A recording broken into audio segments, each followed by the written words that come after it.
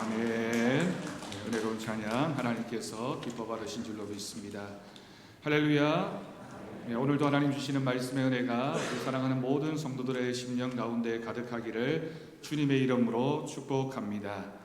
오늘 말씀의 제목이 은혜의 계절입니다 라는 제목이고요. 우리 할렐루야 찬양대 찬양 제목을 보니까 찬양할 수 있는 은혜입니다. 봉온송도 주 은혜가 나에게 족하네. 은혜라는 말이 오늘 3번 이렇게 사용되어지는데 우리가 오늘 말씀의 은혜를 가득 받는 귀한 예배가 되었으면 좋겠습니다. 그럼 봄은 언제부터일까요? 올해 2월 4일이 입춘이었습니다. 절기로는 우리가 입춘이라고 하면 봄이 시작되어지는 절기라고 생각하지만 2월 4일은 아무래도 좀 빠른 감이 있습니다.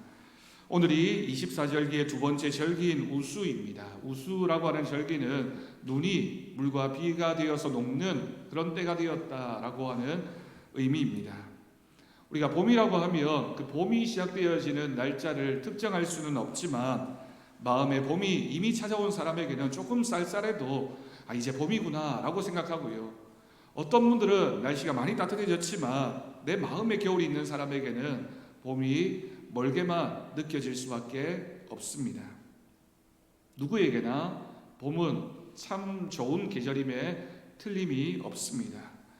당연한 자연의 순리라고 말할 수도 있겠지만 참 감사한 것은 겨울 뒤에는 반드시 봄이 온다라고 하는 것이죠. 아무리 추운 겨울이었다 할지라도 그 겨울이 지나고 나면 결국에는 봄이 찾아올 수밖에 없습니다. 다른 그런 것은 아니지만 젊을 때 여러분들에게 어떤 계절을 좋아하느냐라고 물으면 어떤 분들은 저는 여름이 좋습니다, 가을이 좋습니다, 겨울이 좋습니다. 제각각 좋아하는 계절이 다릅니다. 그런데 나이가 좀 들고 내 연세가 지긋해져 가면 어느 계절이 좀 좋으시냐라고 물어보면 대부분의 경우에 봄이 참 좋다라고 말하는 것을 듣게 됩니다. 여러분, 청춘이라고 하는 이 말도 봄과 관련되어진 말입니다. 인생에서 젊은 시기를 정말 푸르고 아름다운 봄에 비유해서 제일 좋은 시기, 가장 건강하고 모든 것이 활동력 있게 왕성하게 일어나는 그런 때를 가리켜서 우리는 청춘이라고 부르게 됩니다. 여러분, 우리가 계절을 색깔로 표현한다면 겨울은 흰색, 가을은 노란색, 여름은 파란색이라고 표현한다면 봄은 어떤 색상을 가지고 있을까요? 봄은 뚜렷하게 어떤 색깔이라고 말하기보다는 파스텔 톤의 색깔이라고 말할 수 있을 것 같습니다. 선명하진 않지만 따뜻하고 참 다양한 색깔로 자신이 가지고 있는 본질을 표현하는 그런 계절의 색상이 바로 봄이라고 할 수 있겠습니다. 때로는 개나리의 노란색이 봄을 가리키는 듯하고 벚꽃의 하얀색이 봄을 나타내 보이는 듯하며 때로는 새싹의 녹색으로 봄을 표현할 수도 있습니다.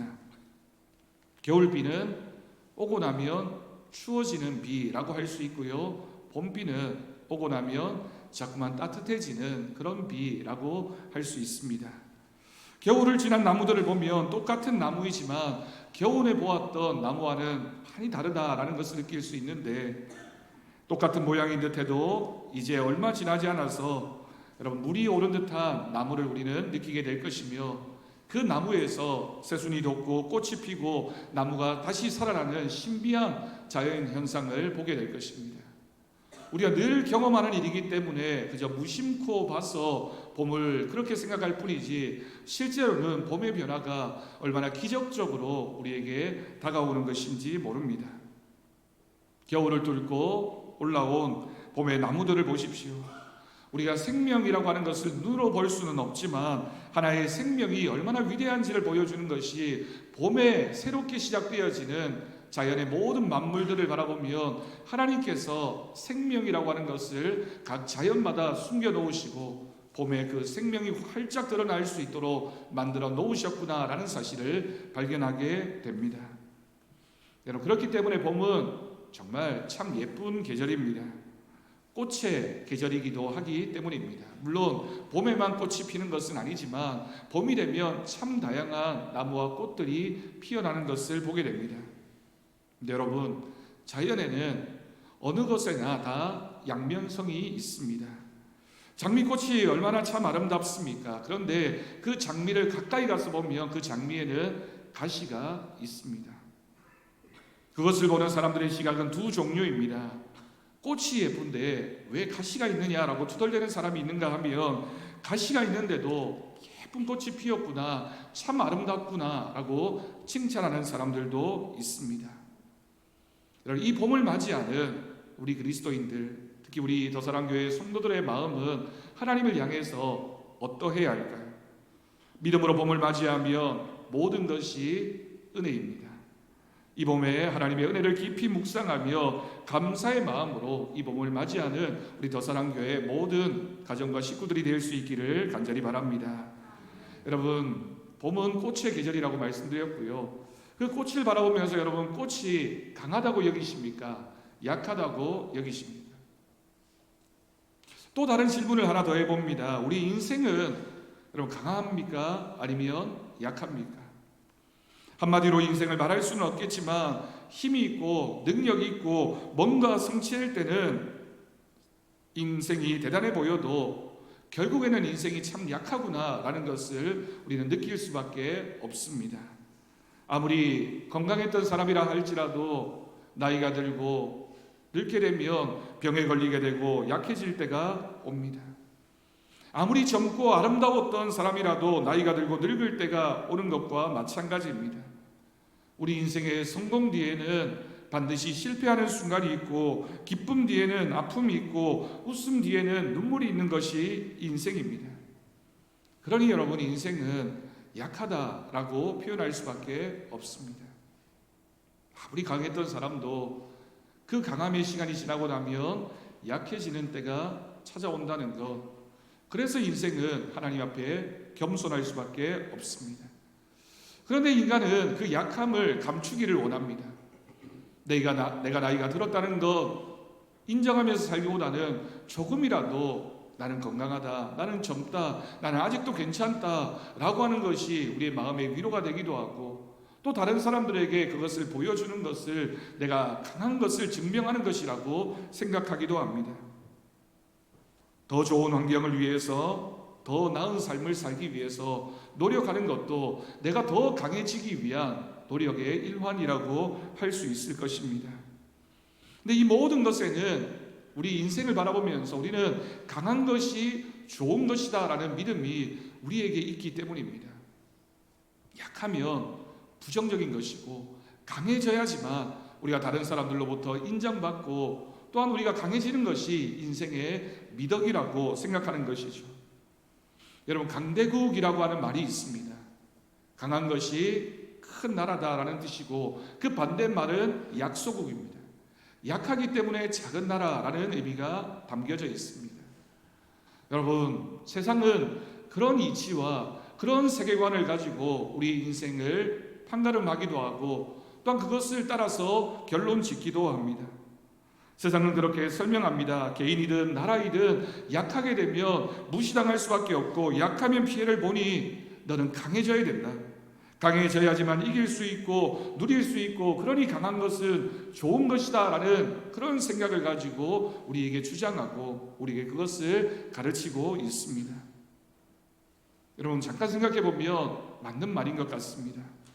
오늘의 시대를 살고 있는 우리에게는 힘이 있고 많이 가지고 능력이 있고 남 위에 딛고 서야지만 그것이 아름다운 것이고 그것이 성공하는 것이라고 우리는 지금까지 배워왔고, 우리 자녀들도 그런 인생을 살기를 원하고 있습니다. 그래서 많은 노력들을 합니다. 더 많이 배우려고 하고, 더 좋은 대학에 가려고, 더 좋은 직장에 취업하려고, 더 큰 것을 얻으려고, 더 많이 소유하려고 노력하고 애쓰는 것이 우리 인생의 모습인 것이죠. 왜 그렇게 합니까? 그렇게 되면 행복해질 것이다 라고 하는 믿음이 우리 가운데 있기 때문입니다. 그래서 많은 사람들이 우리 사회를 바라보면서 피라미드와 같다라고 설명을 합니다.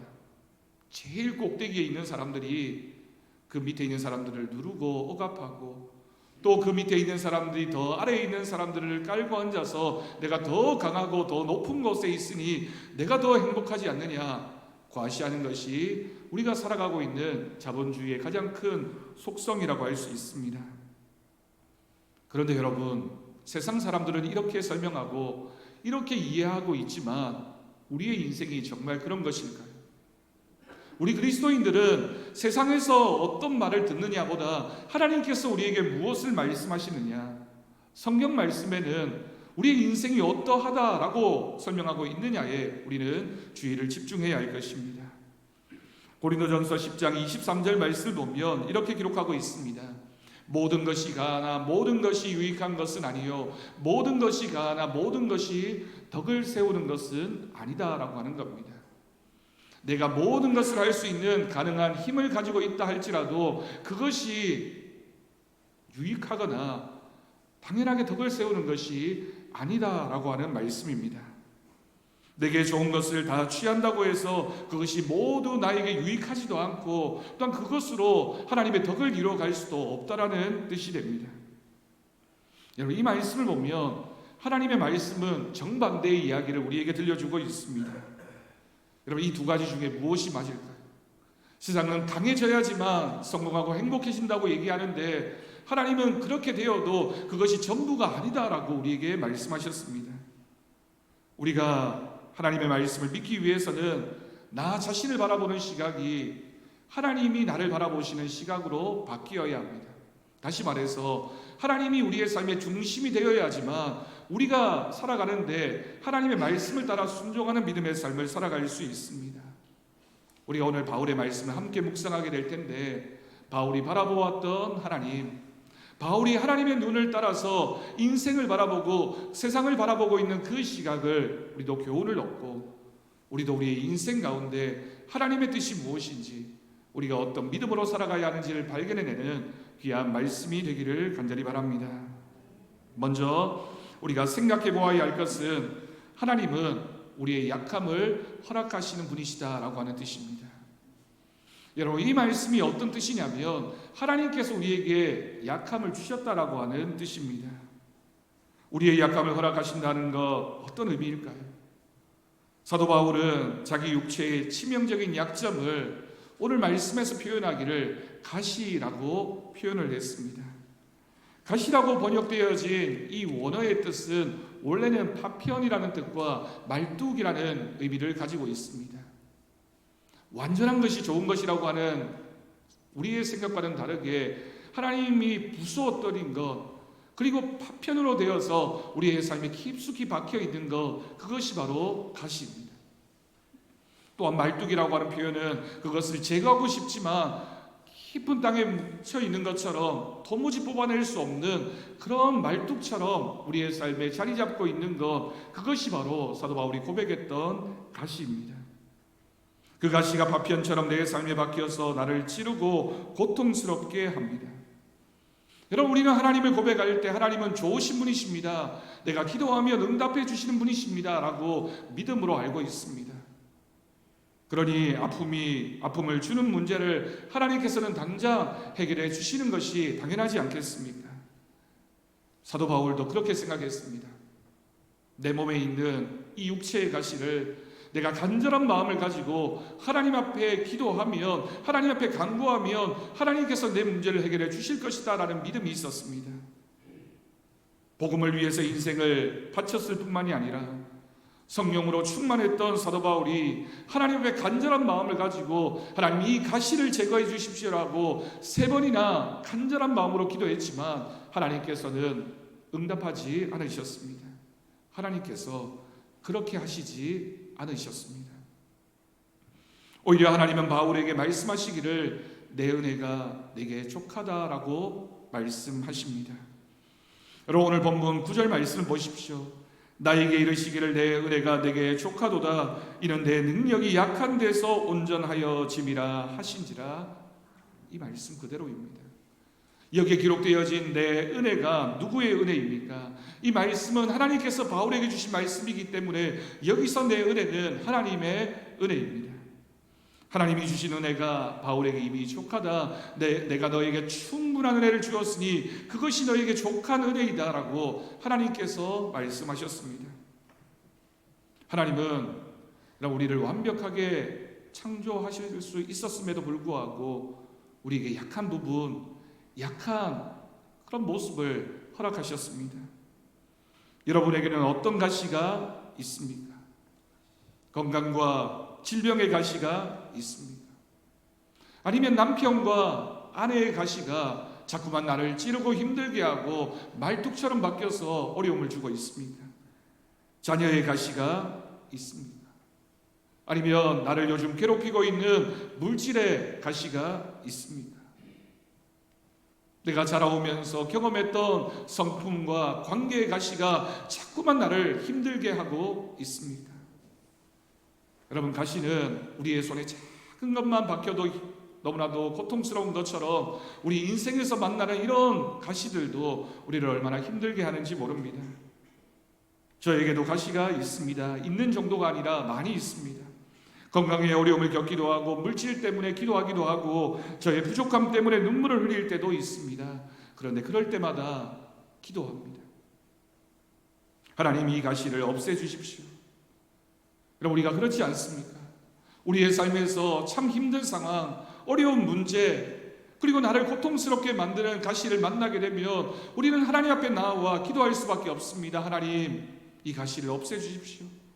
자신을 약하게 만드는 가시와 같은 문제를 나쁜 것이라고 생각하고 제거하기를 원하기 때문에, 그것이 나에게 고통을 주고 있기 때문에 하나님 어떻게 하든지 없애주십시오라고 기도하는 것이 당연한 우리들의 마음입니다. 그리고 또한 그 가시와 같은 문제가 해결되지 않으면 우리에게 하나님의 은혜가 부족하다고 말하고 생각할 때가 있습니다. 나를 위해 살고자 하면 가시가 뽑히기 전까지는, 문제가 다 해결되기 전까지는 항상 부족하다고 여깁니다. 그러나 여러분, 하나님은 어떻게 말씀하십니까? 하나님은 우리에게 이렇게 말씀하십니다. 가시가 있음에도 불구하고 너의 은혜가 충분하다고, 부족함이 없다고 말씀하십니다. 사도 바울도 그 마음을 가지고 하나님 앞에 이 문제만 해결되어지면 하나님, 제가 열심히 하나님의 사역을 감당하겠습니다, 얼마든지 하나님의 일을 할 수 있습니다라고 간절한 마음으로 이 가시를 없애달라고 3번씩이나 간절한 마음으로 기도했는데 하나님은 그때마다 족하다, 충분하다라고 말씀하십니다. 그래서 여러분, 사도 바울을 끊임없이 괴롭히던 그 가시는 사도 바울이 고백하고 있는 것처럼 은혜의 가시가 된 것입니다. 여러분, 어떤 가시라고요? 은혜의 가시입니다. 은혜라고 하는 말과 가시라고 하는 말은 도무지 양립할 수 없는 말인데, 참 신비롭게도 하나님께서는 사도 바울에게 너에게 준 그 가시는 은혜의 가시다라고 말씀하셨습니다. 우리는 그것만 없으면 은혜일 것이라고 생각했는데 하나님께서는 그 가시가 너의 은혜가 되었다라고 말씀하고 계십니다. 그 가시를 통해 하나님의 은혜를 알게 되었다라고 또한 바울은 오늘 말씀에서 고백하고 있는 것이죠. 여러분, 다시 한번 생각해 봅니다. 우리가 약하다는 말에는 고난과 질병과 부족한 능력 등 우리가 문제라고 생각하는 모든 것이 포함되어져 있습니다. 그래서 우리는 가시가 있는 상태에서는 약해질 수밖에 없고, 그러니 우리는 그 가시를 없애야 된다라고 생각합니다. 그러나 하나님은 아무리 부족한 상태라도 하나님의 온전하신 뜻을 이룰 수 있다라고 말씀하십니다. 더군다나 그 가시가 하나님께서 우리에게 남겨주신 가시라면 오히려 그 가시가 계기가 되어서 하나님의 능력과 하나님의 은혜를 드러낼 수 있으니 그 가시가 너에게 족한 것이며 너에게 은혜가 된다라고 하나님 말씀하고 계십니다. 여러분, 그 가시는 우리의 인생을 절대 망하게 하지 못합니다. 왜냐하면 하나님이 사랑하는 자녀에게 주신 것이며 그것을 통하여 하나님 능하신 일을 일으켜 가시는 분이시기 때문입니다. 따라서 우리는 우리 인생의 가시를 바라보며 절망하고 한탄하고 원망하는 것이 아니라 하나님을 바라보아야 합니다. 나의 연약함을 통해 일하시는 전능하신 하나님을 기대할 수 있기를 바랍니다. 그러나 우리가 그래도 여전히 가시 때문에 낙담한다면 그것은 교만하기 때문입니다. 우리가 하나님을 믿는 믿음이 있으면 그 가시도 하나님이 나에게 주신 것이라는 믿음이 있으며 하나님을 인정하고 그 속에 하나님의 은혜를 발견하게 될 텐데, 우리가 하나님을 향해서 그 가시를 핑계하게 된다면 자기 문제만 바라보는 사람은 결국에는 그 가시로 인하여 넘어질 수밖에 없습니다. 하나님을 바라보고 하나님의 나라를 위해 도전적인 삶을 사는 것이 나의 모든 문제를 해결할 수 있는 가장 귀한 믿음의 방법이 됩니다. 내가 이 가시 때문에 할 수 없다는 것이 아니라 내가 이 가시를 가지고 하나님의 일을 감당하면 하나님의 영광이 더 크게 드러나고 하나님께서 더 큰 은혜로 충만하게 나를 채워주실 줄로 믿습니다. 사랑하는 성도 여러분, 육체적인 질병을 겪고 있는 분이 계십니까? 경제적인 어려움으로 절망하고 계신 분이 있습니다. 자녀 때문에, 가정의 문제로, 해결되지 않는 인간적인 문제로 낙심하고 계십니다. 아프고 또 아파도 내 몸의 모든 부분이 다 아프다 할지라도 하나님께서는 그런 나를, 그런 약한 나를 사용하셔서 하나님의 뜻을 이루어 가시는 분이신 줄로 믿습니다. 여러분 꼭 기억하십시오. 우리의 인생은 완전한데 가시가 하나 박혀서 그 가시를 하나 빼내면 우리가 완전해질 것이라고 생각하지만 하나님께서는 네가 완전해지려면 그 가시가 너에게 있어야 된다. 그 가시가 박혀 있어야지만 너는 완전해질 것이다 라고 말씀하셨습니다. 그러니 여러분, 우리가 거부하기보다는 그 가시 속에 담겨져 있는 하나님의 은혜에, 그 가시를 통하여 하나님을 바라볼 수 있는 믿음을 우리는 찾아내고 육체의 가시를 통하여 일하시는 하나님의 은혜를 우리가 고백할 수 있기를 바랍니다. 가시 때문에 우리의 인생이 무너지는 것이 아니라 믿음이 없으면 무너질 수밖에 없습니다. 오늘 말씀은 우리에게 능력을 주시는 하나님을 말씀하고 있습니다. 여러분, 오늘 본문 9절 말씀 하반절을 보십시오. 그러므로 도리어 크게 기뻐함으로 나의 여러 약한 것들에 대하여 자랑하리니 이는 그리스도의 능력이 내게 머물게 하려 함이라. 아멘. 내 육체의 가시를 나는 크게 기뻐한다. 내가 약한 것들을 자랑한다. 왜냐하면 그리스도의 능력이 이 약한 것을 통하여 드러나기 때문이다 라고 사도 바울은 고백할 수 있었습니다. 여러분, 우리는 무엇을 자랑합니까? 사도 바울이 그러했던 것처럼 나의 여러 약한 것들에 대하여 자랑합니다. 왜입니까? 그리스도의 능력이 바로 그 약한 것이 우리가 그리스도께 머무를 수 있도록, 주님을 의지할 수 있도록 하는 계기가 되며, 또한 우리가 약함에도 불구하고 하나님을 향한 믿음을 가졌으니 그것을 통하여 하나님의 능력과 하나님의 강함이 드러날 수 있기 때문입니다. 바울이 끝까지 말씀을 지킬 수 있었던 것은 그가 강했기 때문이 아니라 약한 가운데서도 하나님을 의지하고 하나님을 향한 믿음이 변하지 않아서 끝까지 표대를 향하여 달려갔던 모습, 그 믿음이 그를 강하게 한 줄로 믿습니다. 그러므로 육체의 가시는 우리의 영적인 안전장치이며 보호막이 됩니다.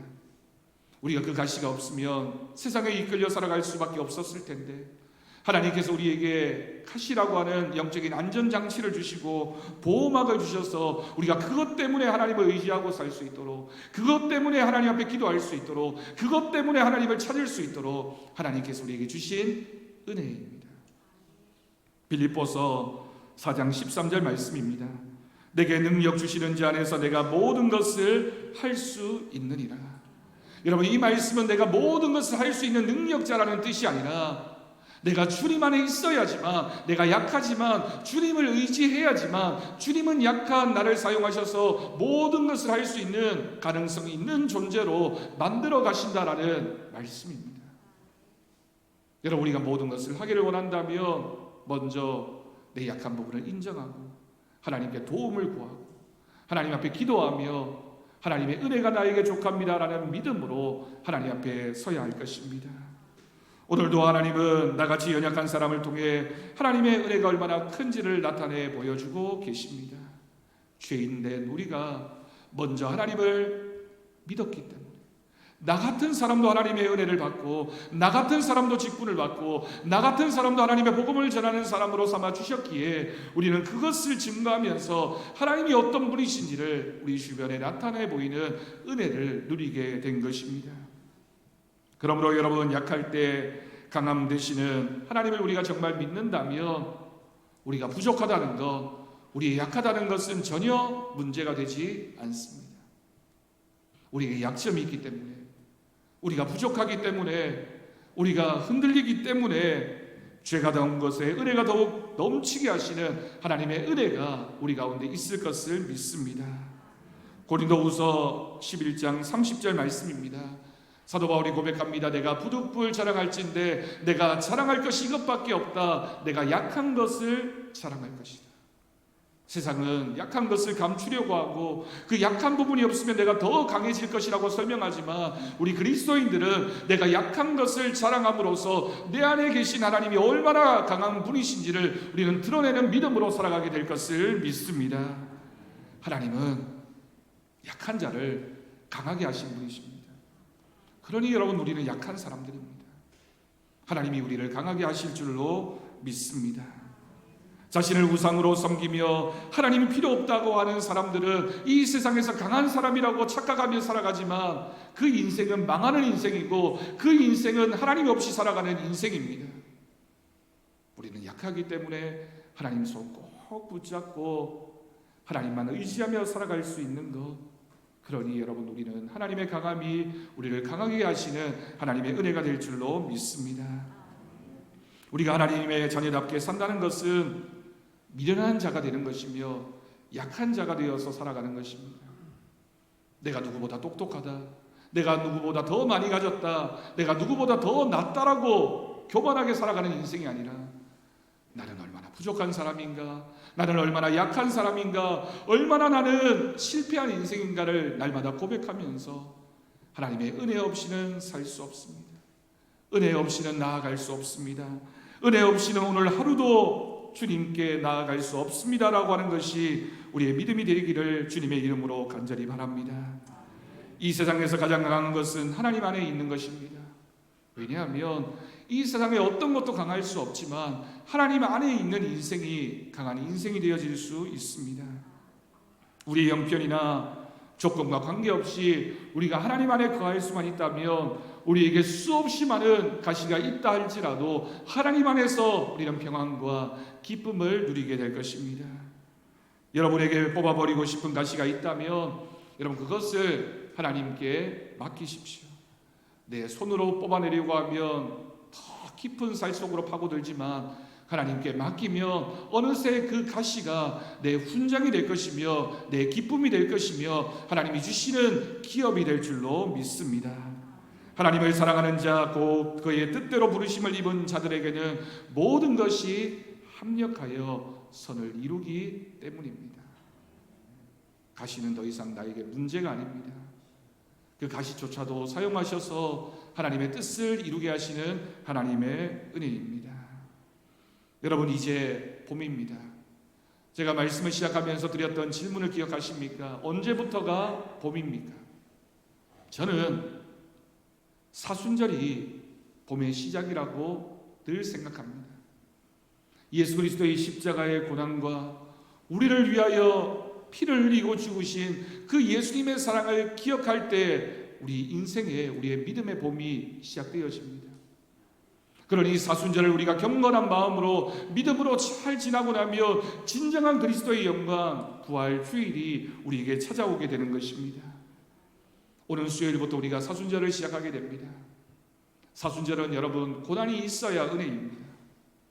고통스러워야 더 큰 하나님의 은혜를 우리가 바라볼 수 있게 됩니다. 사순절 기간 우리가 금식하고 때로는 우리가 뭔가를 하지 않고 때로는 억지로라도 뭔가를 해야 하는 것은 우리가 그 시간들을 통하여 하나님의 은혜를 더 깊이 묵상하는 시간이 되기 때문입니다. 2023년 사순절을 오늘 수요일부터 우리가 시작하게 됩니다.